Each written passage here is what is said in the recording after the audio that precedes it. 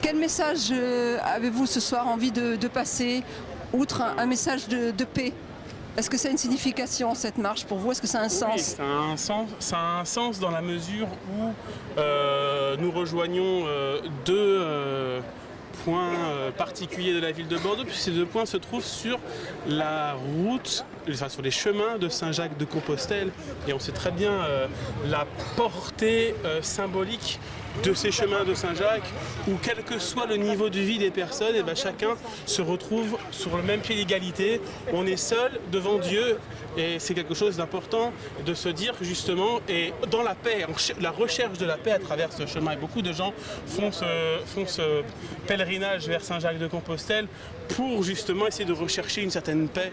Donc c'est pour ça le symbole est très fort. Alors la bougie aussi, la lumière qui est là pour éclairer justement le monde de l'obscurité ou de l'obscurantisme justement. Donc nous on vient rallumer cette lumière contre l'obscurantisme qui sévit dans le monde aujourd'hui. Oui, votre regard un petit peu sur tout ce qui se passe actuellement, surtout sur cette stigmatisation qui est faite contre les musulmans notamment, parce que c'est une religion qui est diabolisée actuellement. Qu'est-ce que vous pourriez dire face à ça? Alors je dirais qu'il faut éteindre sa télévision, il faut essayer d'ouvrir sa porte, d'aller voir un petit peu ce qui se passe autour de nous et arrêter de regarder ce qui se passe à l'extérieur. Et je pense que tout le monde, enfin en tout cas la France s'en portera bien mieux, rien qu'en faisant ce petit geste qui à mon avis devient un geste citoyen quand on regarde par rapport à certaines chaînes de télévision. Donc aujourd'hui, on peut dire que qu'entre juifs, musulmans, chrétiens, ça sera la belle vie, il y aura une entente parfaite. Si on fait ces petits gestes et qu'on arrête de toujours l'effet zoom un petit peu qu'on voit dans les médias de manière générale sur tel événement ou tel événement, on sait souvent ce qui se passe à l'autre bout de la terre, mais on ne sait jamais ce qui se passe à côté de chez nous. Je pense qu'il faudrait revenir à des valeurs plus locales, plus proches de nous, et avant de se préoccuper des choses qui se passent derrière, il faut d'abord se préoccuper des choses qui se passent à côté de chez nous. Et donc c'est pour ça qu'il faut continuer à sortir et à vivre justement auprès de ceux qui nous entourent et de s'aider entre nous tout autour de nous avant de pouvoir agir pour le monde. Alors ce soir bien sûr on a une pensée pour le monde entier, parce qu'il ne faut quand même pas oublier le monde entier, on est tous unis. Les Palestiniens entre autres? Bah oui, les Palestiniens entre autres, parce que les Palestiniens sont victimes d'un parti politique qui a une politique terroriste, à savoir le Hamas, et ils sont victimes de cette politique. Il y a beaucoup de Palestiniens qui ne veulent pas mourir, qui ne veulent que vivre, et à cause d'une certaine politique qui se trouve là-bas, eh bien ils ne peuvent pas vivre comme ils l'entendent.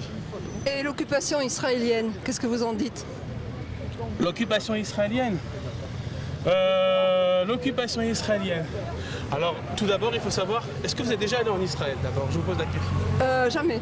Alors, il faudrait déjà essayer de voir et d'aller en Israël pour voir exactement ce qui s'y passe. Je pense que vous verrez que ce qu'on appelle occupation, ce n'est pas une occupation dans le sens où vous l'entendez. Parce que lorsqu'on entend parler de l'occupation, on a l'impression qu'on a chassé les Palestiniens de certains endroits pour pouvoir créer, pour pouvoir prendre leur maison ou autre chose. Pas du tout. La plupart de ce qu'on appelle les colonies, ce sont des endroits qui se trouvaient dans un désert. Et que ces déserts sont devenus des endroits où on a créé une vie, où il y a des choses qui ont été faites. Alors occupation d'un seul désert, je ne sais pas si on peut appeler ça vraiment une occupation. En Palestine, à la fin du 19e siècle, 85% de musulmans, 15% de chrétiens et 5% de juifs cohabitent paisiblement sous la domination des Turcs. Après la Première Guerre mondiale, le pays passe sous mandat britannique, pendant que les pogroms antisémites puis le génocide nazi font venir d'Europe des centaines de milliers de survivants qui veulent créer ici un foyer national, enfin à l'abri des persécutions. Dès les années 30, cette immigration massive inquiète les Arabes, qui se révoltent et sont durement réprimés par les Britanniques.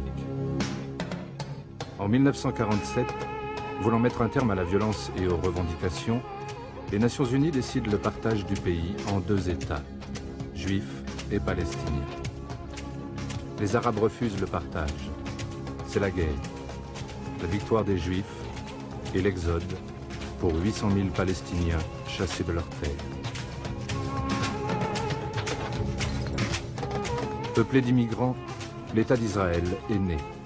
Dans les années 50, il devient un État moderne, d'allure occidentale. Pendant ce temps, sous les tentes des camps de réfugiés, les Palestiniens attendent le retour sur leurs terres.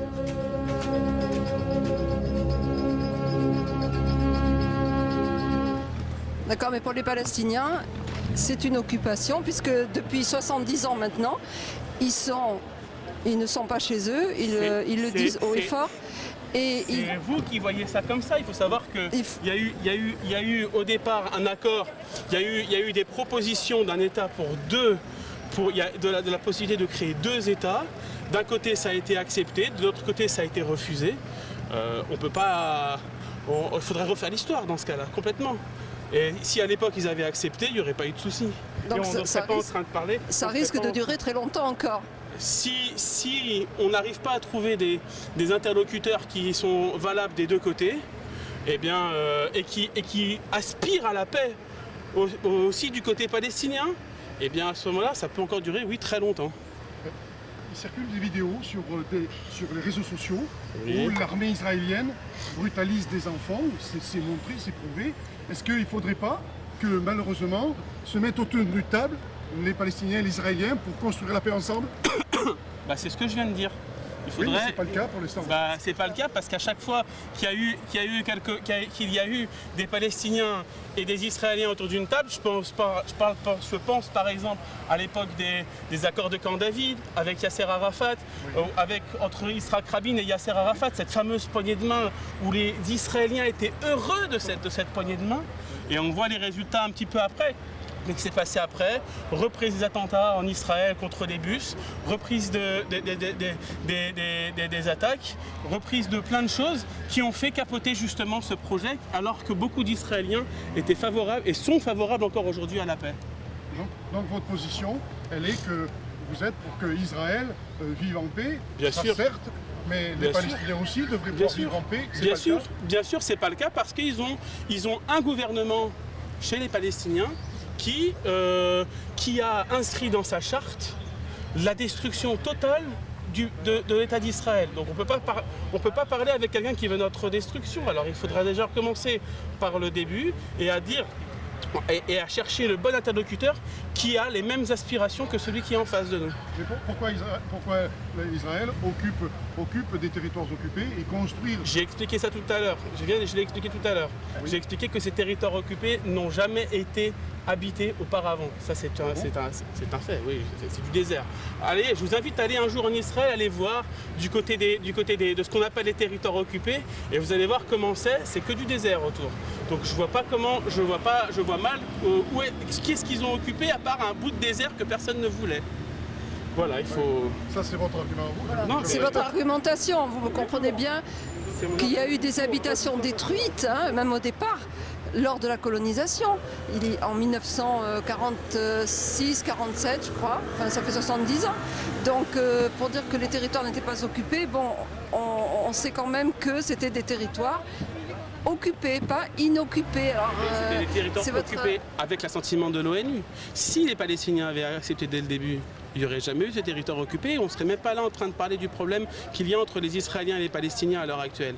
Donc il faut aussi remettre les choses dans leur contexte. Si au départ tout le monde avait accepté le projet tel qu'il était, eh bien il n'y aurait pas de souci, il n'y aurait jamais eu de souci. Il faut savoir que ce qu'on appelle l'État de Palestine, avant le mandat britannique, ça n'existait pas, ça s'appelait la Syrie.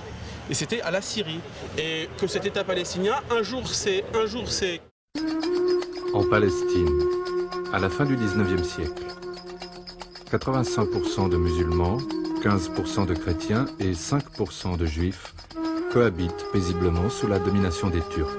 C'est créé comme ça, on va créer une nation palestinienne. Alors oui, à l'époque, en 1947, c'était le but. On voulait créer une nation palestinienne à côté d'une nation israélienne contre, si on veut, la Syrie qui était à l'époque. Bon, ils n'ont pas accepté à l'époque. Alors moi, je pense que si aujourd'hui ils accepteraient, eh bien, il faudrait leur laisser faire, mais il faut aussi des garanties de non-agression du côté pour les deux côtés, que personne n'agresse son voisin. Et dans ce cas-là, je suis sûr que très très vite, il pourrait avoir l'État qu'il souhaite. Donc vous allez tout faire, vous de votre côté, Ouais, la communauté juive, à mon niveau. vous pouvez quand même essayer d'améliorer cette situation qui perdure depuis À mon niveau, quasiment un à mon siècle. niveau. Il y a des, je suis pas israélien, je suis juif, je suis français, je suis pas israélien. Il y a des gens il y a de la politique en Israël, il y a des politiciens en Israël qui sont élus au suffrage universel direct.